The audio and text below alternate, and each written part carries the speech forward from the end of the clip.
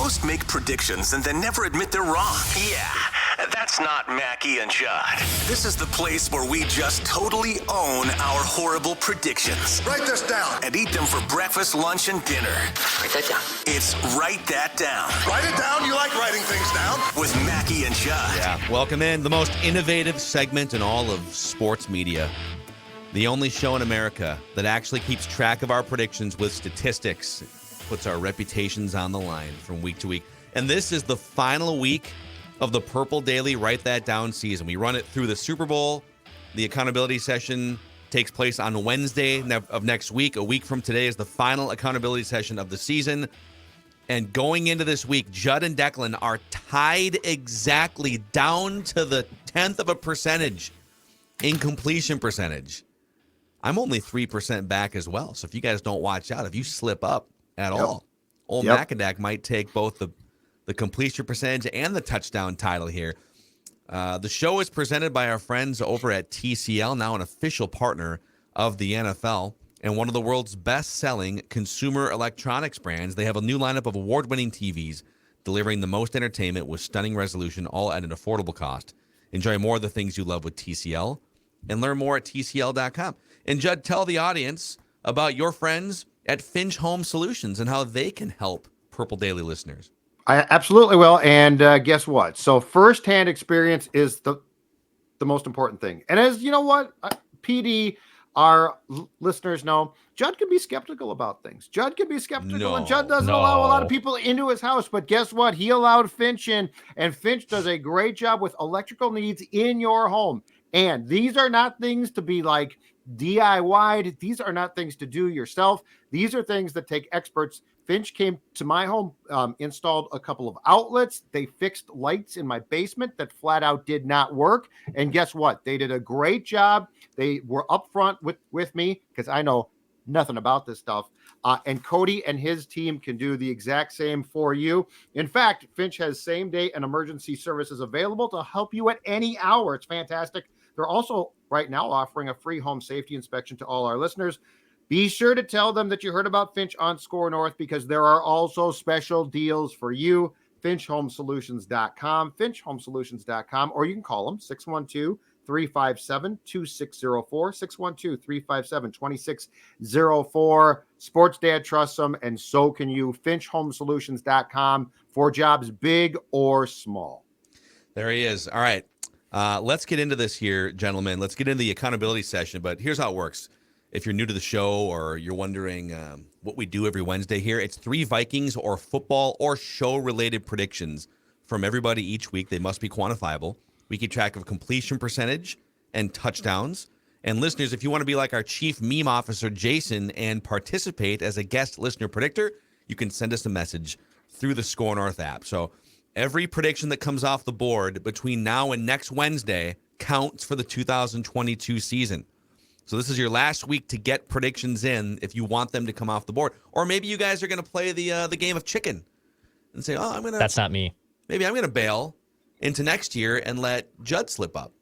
We'll see. No. You're going for the jugular, huh, Dex? Yep, going for the kill shot. Kill shot here. Let's start with the accountability session because this could alter things. Judd, you said Ejiro Evero will interview for the Vikings defensive coordinator position in February, which kind of felt like a layup prediction. It did, and it didn't happen because the karma guys. Karma. He didn't even interview. They requested, and he said, I'm going to Carolina. Yep. You said a long time ago Dan Quinn would be a head coach in the next NFL season. He said he's going back to Dallas to be the highly paid defensive coordinator. Absolutely and right. Potentially midseason replacement for when Mike McCarthy gets fired. Yeah, he's going to call plays. Mike McCarthy. Mike, you're setting yourself up to fail, dude. All right, I said Ejiro Evero would be the next Vikings defensive coordinator. They wanted him, but they didn't get him. I said Mike Pettin will be named the next defensive coordinator by March 1st. Wrong. Listeners had nothing come off the board. All right.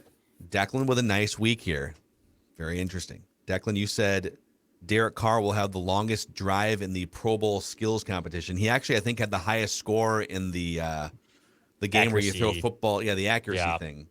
But he did not do the longest drive thing.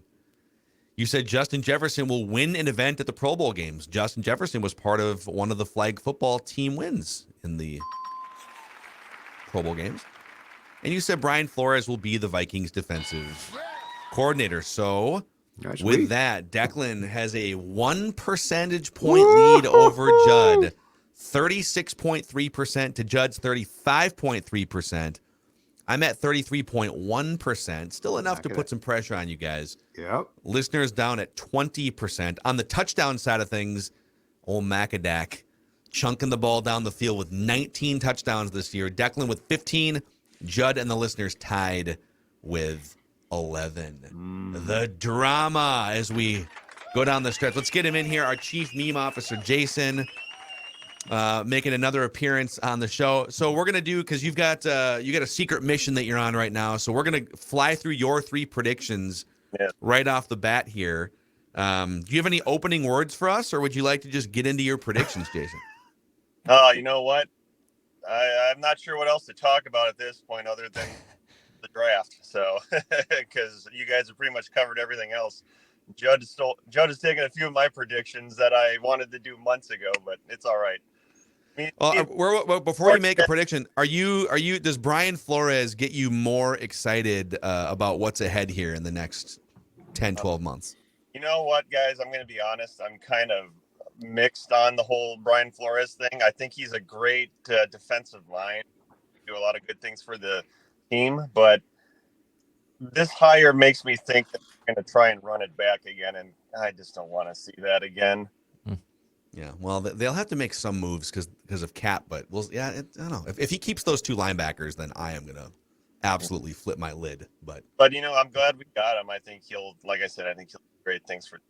But I just want the Wilfs to be like, oh, we got another shot at a Super Bowl. Let's go all in again, Yeah. Well, Jason, why don't you fire off all 3 of your predictions here? Write it down. You like writing things down. Write this as fast as Declan can write them, and then the 3 of us will go around the room and do our thing. So the floor is yours. You're under center, Jason. Got it. All right. For my first one, draft prediction. We're losing Jason here. We're losing Jason. You're breaking up. Can you hear me? There we go. Okay, yes. Okay. All right. Crisis averted. All right. First prediction. The Vikings will trade out of the first round of the draft. Oh, so they won't make a first-round pick. No. I think they're gonna pull a Rick Spielman, and they're gonna try and get too cute and grab more picks. So that's a touchdown if it happens, for sure, I think. Yeah, okay. Write this down. Second one, I'm trying to will this one into the universe, but write this down. The Vikings will draft John Michael Schmitz. Mr. Golden Gopher himself. Yeah, Lance Zierlein. We did a bonus episode of Purple Daily today, and Lance Zierlein had him going, I think, 20th to the Seahawks in the first round. So he's definitely generating some attention. He's going to be at the combine, so write this down. Stock rising for sure. Yeah. I hope we can get him because I like what I've seen from him so far. But all right, final prediction, and this one's a deep shot. And it's probably not going to happen, but I'm going to put it out there anyway. Kirk Cousins will be traded before the trade deadline next season. Wow. Look at this. Jason coming in hot here. In season, you think? Like, are you saying he's going to start the season off the record? I think he will start the season for the Vikings, but I don't think the Vikings are going to be racking up 13 wins like they did, last season. I think, knowing the 49ers luck, I think something's going to happen to one of their quarterbacks again. And Shanahan's going to be like, oh, crap, get me my guy. Get me Kirk Cousins to come here. Interesting. So for that to happen I could see this happening, in the next couple months. But for that to happen, the Vikings would almost certainly have to have drafted a replacement for Cousins that they like, or trade for a young quarterback or something. Cousins gets off to kind of a weird start, or maybe the team's off to a bad start. It's the final year of his contract, and they say, all right, we're 2-5. The Niners just lost, Trey Lance again or something. Yeah. But or maybe Trey Lance isn't living up to expectations, and Shanahan, you know what? We're in our Super Bowl window. We need Kirk Jerome Cousins. I love when reckless speculation meets write that down, Write this down. which is what Jason has done here. So awesome. So did we just make 3? Was that all 3 right there? Yes. Beautiful. All right. Well, since you have this platform here, Again, is there anyone in your life you'd like to thank that brought you to this pinnacle moment? Oh man. Well, last time I was on, I thanked my dad and my family and my friends and my wife. So I guess I just want to thank the Vikings for continuing to find new ways to keep my blood pressure up. So thank you, Vikings organization. It's the most abusive relationship I've ever been in. They keep breaking my heart, but I keep coming back for more. So Amen. There he is. All right. He's our chief meme officer of the Purple Daily Leadership Cabinet. Jason, we'll talk again soon, man. Thank you. All right. Good stuff. What is the percent chance we see a report of some kind that the Vikings have had trade conversations or have approached Kirk about? Because they'll do the extension dance. Yeah.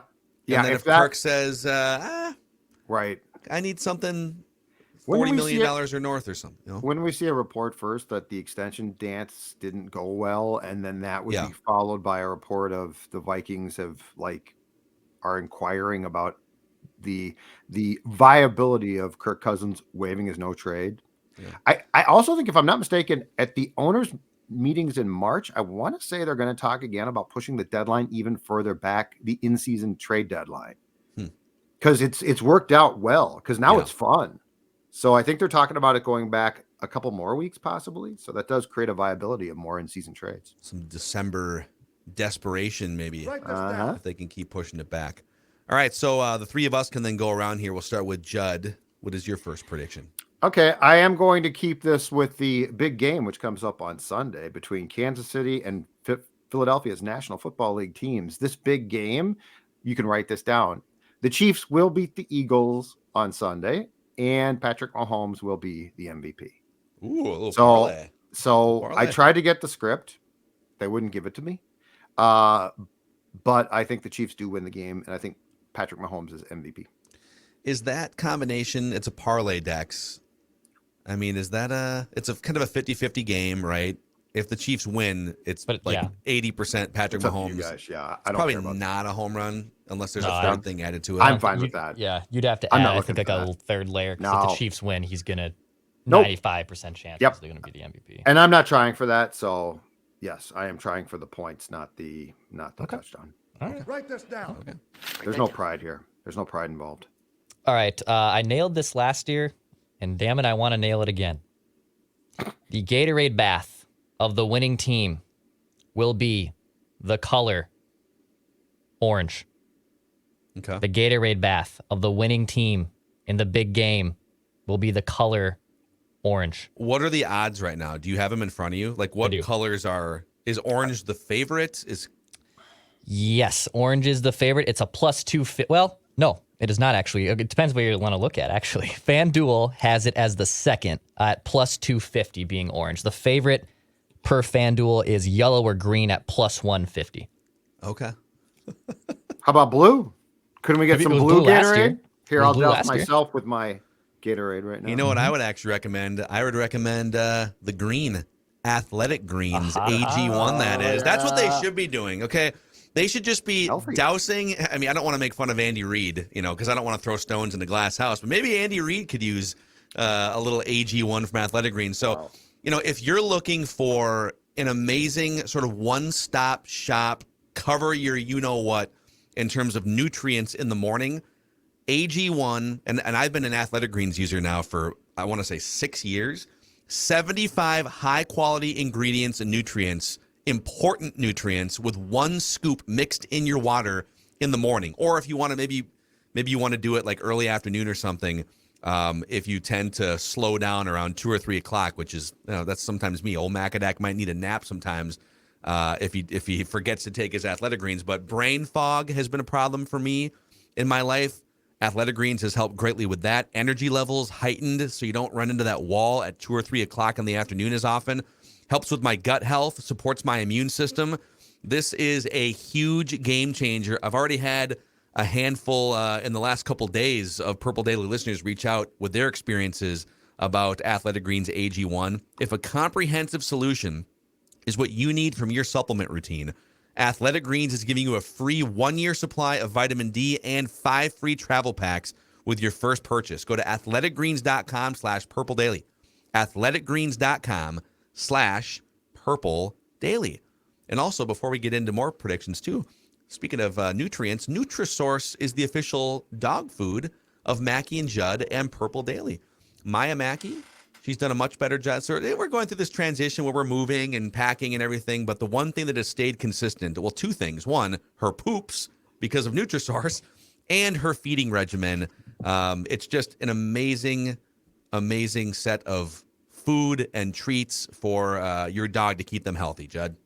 Stella is the exact same way. And here's the best part. She's like 12 now. So, slowing down a little bit. She's DHing now more than playing the outfield. But you know what? She stayed young and spry because of not just the food, but also the treats as well. The training rewards treats are fantastic. And as Phil said, your dog's health is so important. And we value our dogs as members of our family, and we only want to give them the best.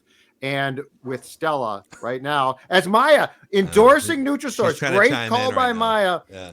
As Maya just said, ARF, Nutrisource is the way to a happy dog. NutrisourcePetFoods.com, NutrisourcePetFoods.com. Okay, my first prediction here, boys. Mysteriously, maybe it's not a mystery, but I feel like we haven't seen a Todd McShay mock yet. He was at the Senior Bowl. I'm pretty sure I heard him on commentary one of the days. We had a Kuiper 1.0. Yeah. We've had Matt Miller 1.0. So write this down. Sometime before the end of the 2022, write that down season. So in the next week, before next Wednesday, we will finally get a Todd McShay mock of some kind. A Todd McShay mock draft will hit the presses between now and next Wednesdays. Write that down. If I was an editor for ESPN.com, I would say, coming out of the Super Bowl, people have maybe some football hangover doldrums. I would hit them with it like Monday or Tuesday morning. Yep. Hey, fear not. Here's the McShay mock. Yep. That's what I would do. But they can handle it however they want. So. I have only one question. Are there trades in that mock? I hope there are. I don't know. I don't know if he does trades. I don't think he likes to do trades. Yeah. But it's so obvious that the first pick is as tradable as we've ever seen. These guys, they got to be realistic about this. Todd's a traditional mocker. Mel used to be. I feel like Mel has actually evolved because the business has changed. A little more wild now. But the traditional mockers, they rub me the wrong way sometimes. All right, write this down. Justin Jefferson will be on the cover of the next Madden game. Don't you already have that? Do you have this prediction? one? Do I? I feel like, I thought I did this. It's definitely been made by some listeners. I feel like you have though too. I thought I did this more than a year ago. Hold on a second here. I'll search it out. I thought I looked it up, but I might have goofed it up. Okay. Listeners have made it for sure. Oh, in November I did. Yep. I missed this. Another listener made it. And all right. Then, all right. You know what? No, I've got it. There it is. Yeah. Justin Jefferson 30th. Will be a top-rated. Oh, you said top-rated wide receiver. There he is. He'll be on the cover of the next Madden game. Yeah. Okay. Senile Judd here, forgetting that he made this prediction. Well, perhaps I need your supplements. Yeah, brain fog settling in. Brain fog is exactly right. At 53, brain fog's become a problem. AG1 will take care of that. All right, I will pivot to this one then. The Vikings will be in the top 10 in scoring defense next season. So with Brian Flores, they will finish. Now I think they're going to finish around 10, just outside of it. But I do think that they will rise to, they'll probably still give up yards because I don't know that can be fixed, but I think that there are ways to fix the amount of points. And so the Vikings, and ultimately that's the most important thing. The Vikings will be top 10 in scoring defense next season. Okay. Kicking a prediction into next year too. Interesting. Well, it's a Brian Flores. Yeah. Well, you know what? I'm banking on Dex coming back to me with my one prediction.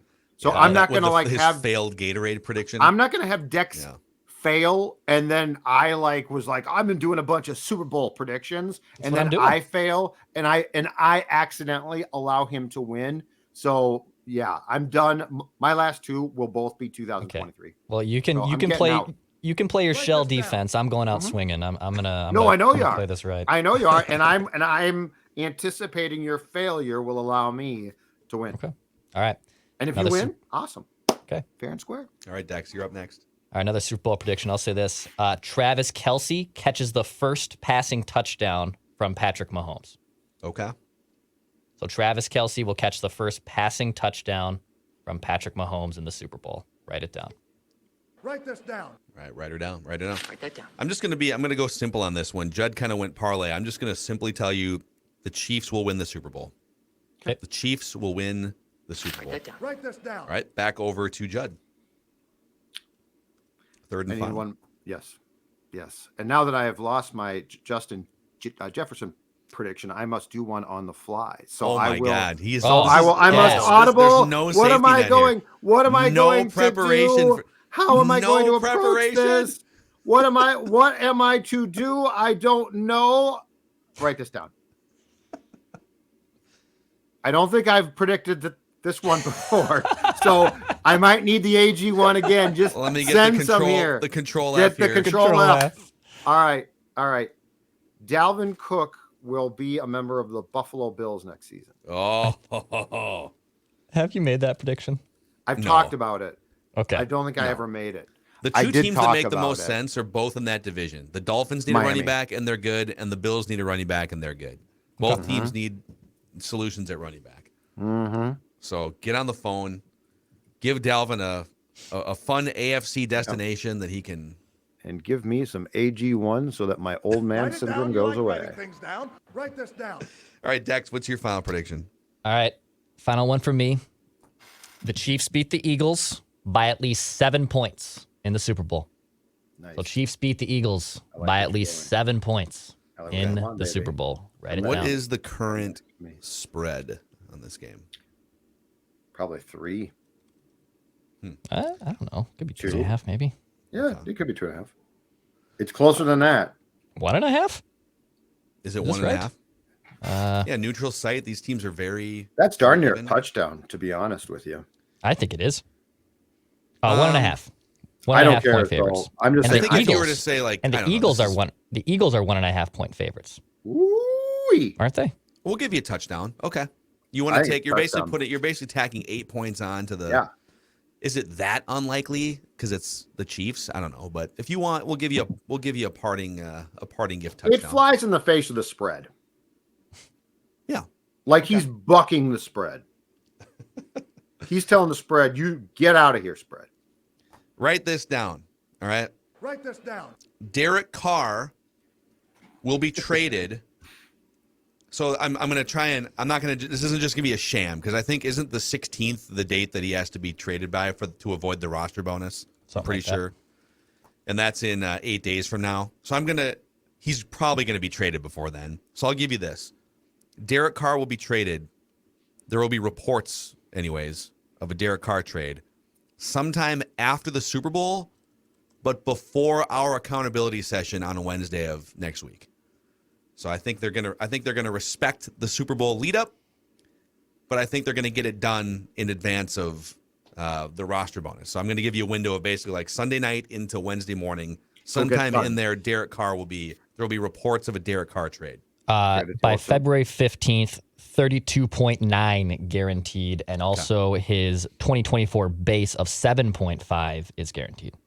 So the Raiders are like, okay, let's Off the let's, record. let's pack a little faster here, guy.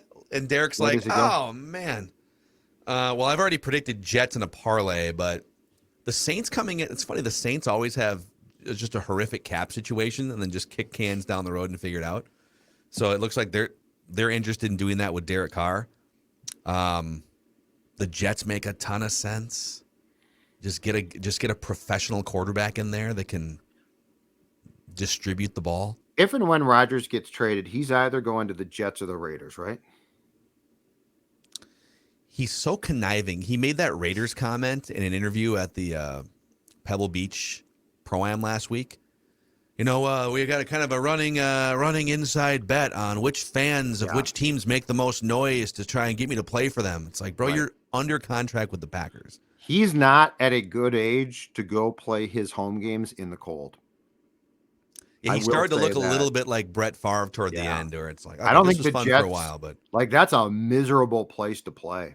yeah, yep. Vegas has a So dome. we'll see. We'll see how this. I think the carousel starts to rotate early next week because of the Derek Carr situation. So there it is. All right. Write this down. Those are the final predictions of the 2022 season. Anything that comes off the board before next Wednesday or by the time we record on next Wednesday. Wish me will luck, count. folks. Wish me luck. Sports dad needs luck. Wish me luck. We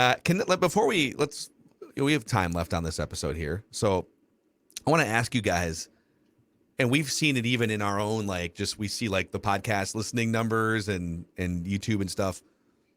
The amount of excitement over Brian Flores, not really shockingly, because you're going from one of the most just kind of, I don't know if incompetent is the word, because Ed Donatel found 30 years of NFL paychecks as a coach. So I don't want to disrespect him by saying incompetent, but maybe antiquated and outdated.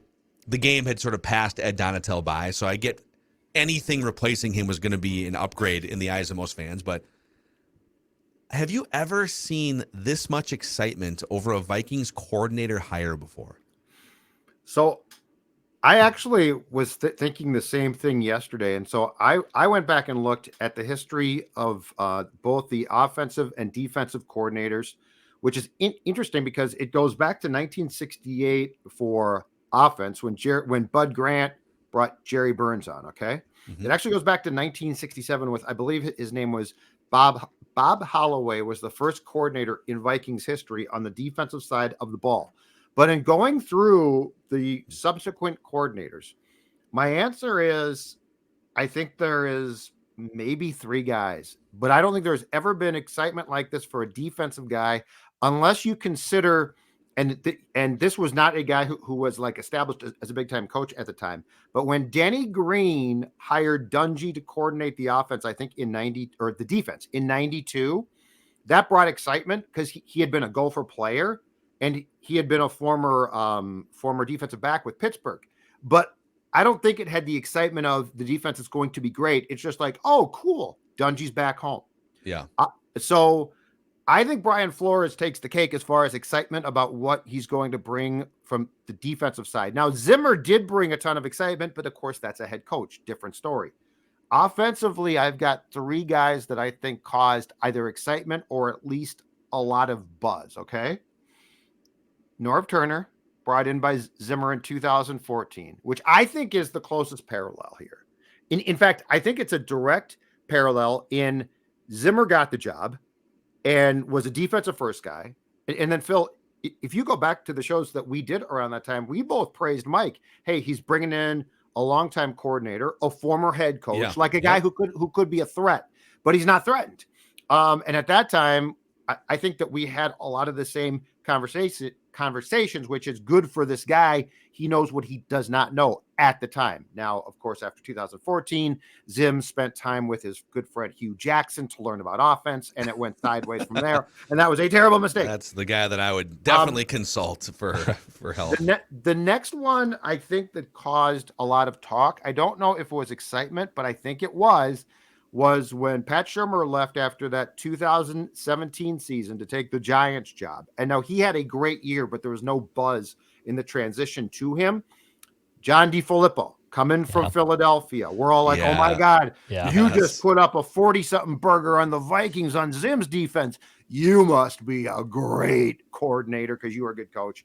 That, of course, blew up. But I would argue that caused a lot of excitement and talk. Gary Kubiak replaced Stefanski, but he was on the staff. And I think we were curious about that. But I got to be honest, and it's not that long ago, I don't remember a ton of buzz. So I would say as far as the Buzz Factory, as far as that goes, I got 3 names for you. Flores, Norv Turner, DeFilippo. Yeah. It's funny you bring up DeFilippo.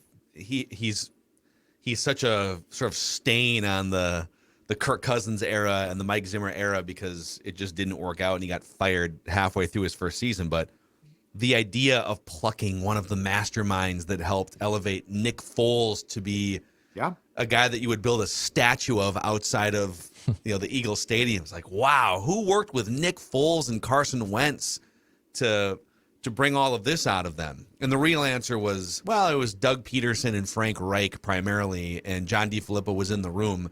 Classic hire by association, which is kind of what they did with Ed Donatel too. So I I had forgotten that people were genuinely, and us too, doing our radio show at the time, genuinely excited about John DeFilippo. Yes.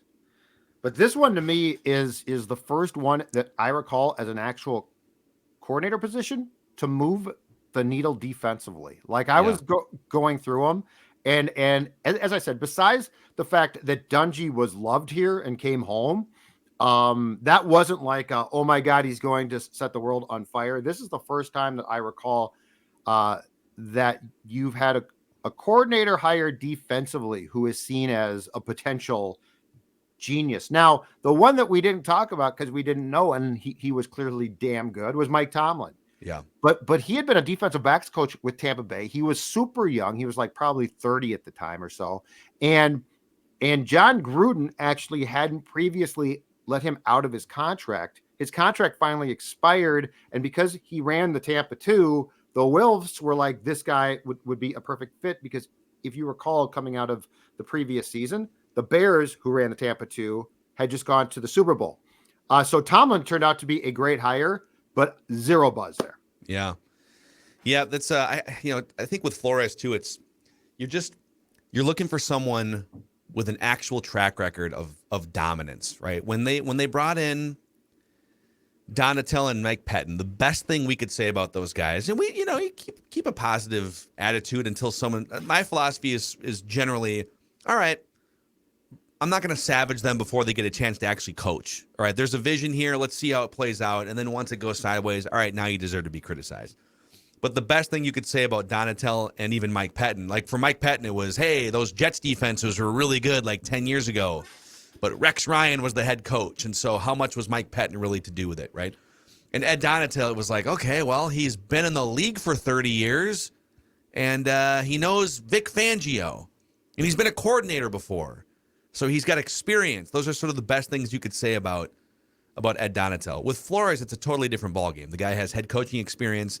I was just looking this up too, in addition to all of the work that he did, granted under Bill Belichick, but he deserved a lot of credit for what was happening with those Patriots defenses. And I think you saw the work translate to the Miami defenses. He took over Miami in 2019.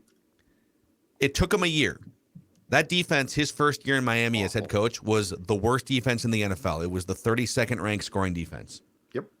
But they went from 32nd to 6th between his first and second year as a head coach, but also, let's face it, very hands-on with that defense.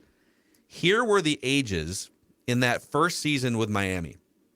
Here are the ages of the 13 defensive players that started the most games for the Dolphins. Again, this was the collection that had the 32nd ranked defense, but most of these guys, they added like Kyle Van Noy in the second year. They made another addition or two, but it was like this was kind of the core age groupings. 25, 23, 27 years old, 24, 26, 24, 26, 23, 27, 25, 25, 26, 25, 24. All of them were young. And so I think just his pedigree, what people say about him as a defensive mastermind, and then taking a collection of 12, 13 dudes that were basically all 25 years old and younger, developing them, getting the most out of them, putting them into a system that was aggressive, right? And then adding a veteran like a Van Noy here and there. And the Vikings had the benefit of already having, like, I don't know if they have the Xavier Howard that the Dolphins had for that transition a couple years ago, but they got a Daniil Hunter, unless they trade him or something. They've got a Harrison Smith who still has gas left in the tank. So I think the excitement is very much warranted. And I don't know, you're right. There's a couple examples that got people fired up, but it's an exciting time if you're interested in the Vikings defense being competent going forward. Judd, I imagine this was probably in the same vein as Tomlin, but was there any buzz when they hired Brian Billick from Stanford? No, zero. No. In fact, he came in as a tight ends coach. So Danny's genius was when he got the job, he hired a guy by the name of Jack Burns from Washington, who I think had been a position coach. And then very, very smart. What Denny did was, well, he and Burns didn't see eye to eye. But what he did was Burns brought in the Joe Gibbs offense, and Denny came from the Bill Walsh tree. And so Green put them together and like took the best of what Burns knew and combined that with what Walsh did, fired Burns, and then Billick got promoted from tight ends coach. But Billick had been a guy whose career started, I think, as an assistant PR guy in San Francisco. Yeah, that's so crazy. like there was no buzz there at all. But yeah, Green was, for a guy, man, he was really smart. Like for a guy who knew and certainly had an ego when it came to play calling and offense, to bring in a guy from a different system and like pick his brain and take things and then put that with your system is really damn smart. But yeah, zero buzz there. When Jack Burns got hired, I think that there was a curiosity, but just as far as excitement. And the one thing I think that's important to point out with Flores as well, and this is where, more importantly than us, the Vikings and O'Connell were wrong about Ed. We all thought, okay, Ed just spent some time under what is considered to be a defensive guru, Fangio, a defensive genius. And so he's going to do now what Vic did. So, because, Ed ran in his 2 or 3 years as the Packers DC a 4-3. So like he didn't run a 3-4, but we all thought he's going to install the Fangio principles. And instead he sort of did it tepidly. Like nobody got what they were sold on. Nobody got like Ed said, I'm going to deliver this and I'm going to deliver that. And he turned out to sort of be a shyster. He didn't give us that. Brian Flores is not going to change his philosophy now, because as he proved with the Dolphins, it's his philosophy. Yep. It's not like, well, I learned from Belichick, but then when I went to the Dolphins, I backed off. So I think where there's far more guarantee here is it might fail, it might not, but Brian Flores, what you see like on the tutorials about what he does, that ain't going to change. He's going to try to install those principles on Donatel. I sort of feel in retrospect, like from the Vikings on down, we were all sold a bill of goods. Yeah, I think we talked about this on yesterday's show a little bit, that it is to give Kwesi and KOC a little grace. The process happened pretty late. They didn't get their head coach really in the building until after, like, it's kind of mid-February by the time they actually got KOC in the building, because he was in the middle of a Super Bowl run.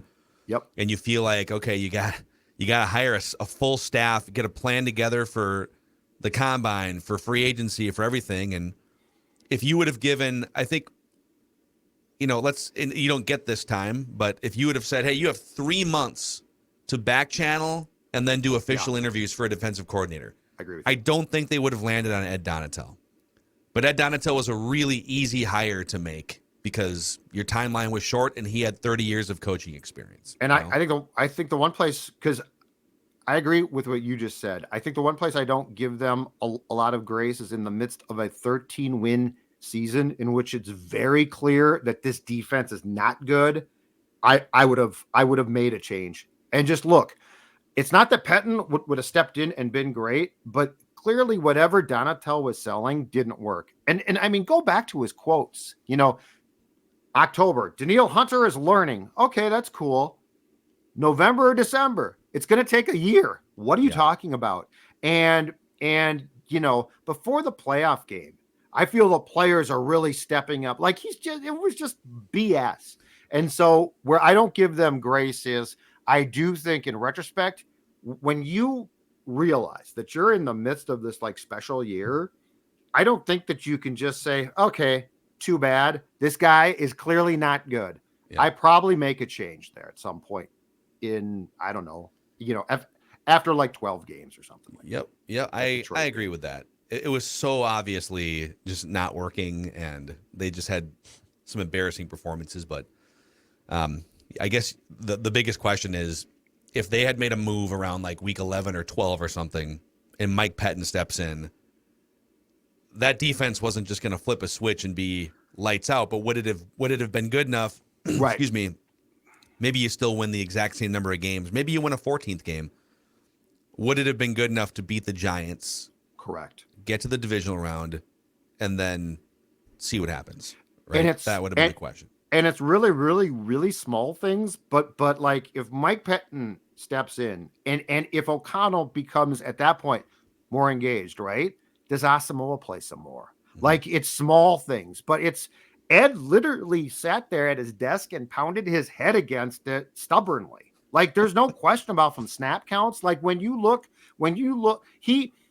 that Detroit game was a mess. It was a disaster. They got beat deep. They're not supposed to get beat deep. And O'Connell basically came as close as he did all season to calling anybody out. And what we got essentially from Donatel was a 1-game adjustment. Yeah. Yep. Well, what's done is done. And Brian Flores is in the building now. He might and be good. The defense should, in theory, be in good hands. And we'll keep you guys covered here, too. And my guess is after the Super Bowl is over, teams, there's some stuff that happens before the Super Bowl, but generally the Super Bowl is kind of a marking point of, okay, now the floodgates are open for roster moves, for cuts, for trades. Reckless speculation just starts like it's crazy. Exactly. The show will be on fire. So we've already had a ton of fun with reckless speculation in the last month or so since the Vikings were bounced. But business is about to pick up even more early next week and going forward. So we are your home for off-season reckless Vikings speculation here on Purple Daily Vikings entertainment. We just want the Vikings to win a Super Bowl before we die. We will see you tomorrow.